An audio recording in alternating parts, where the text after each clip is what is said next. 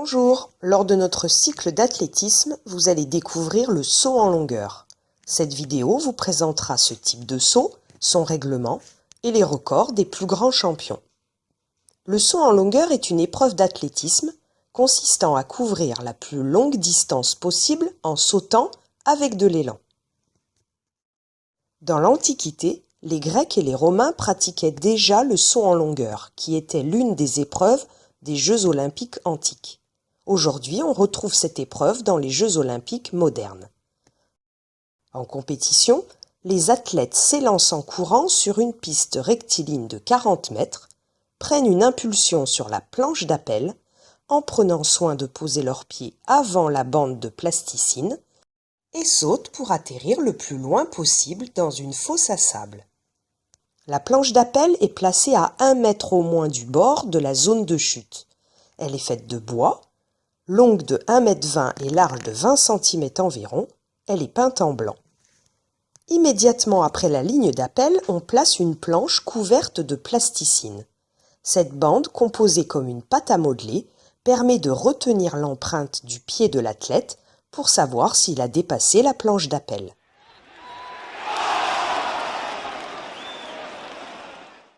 L'athlète qui touchera la plasticine et qui aura donc dépassé la ligne d'appel ne verra pas son saut mesuré.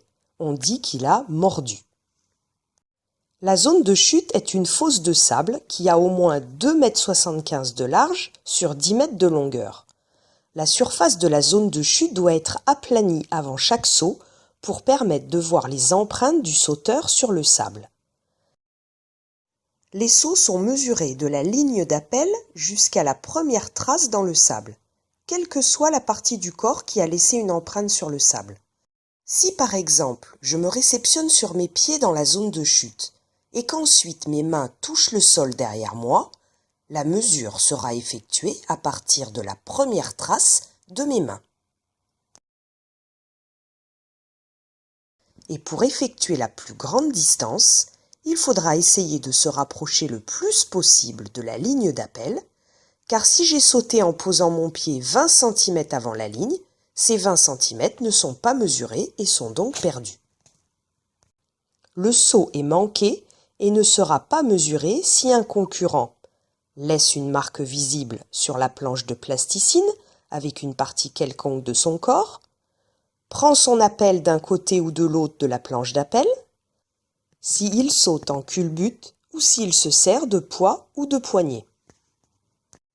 Au collège, nous ne disposons pas d'une zone officielle de saut en longueur, mais nous sauterons dans la fosse de sable à partir du terrain de handball sur le plateau sportif.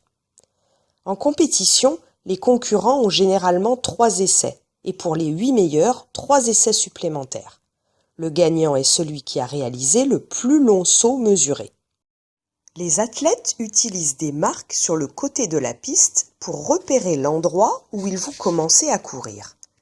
Avec cette marque, ils peuvent ainsi courir rapidement et arriver à chaque fois avec leur bon pied d'appel sur la planche d'appel.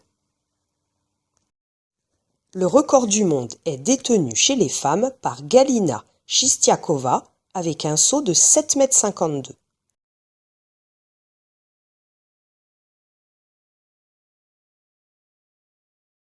Chez les hommes, c'est Mike Powell qui détient le record avec un saut de 8,95 m.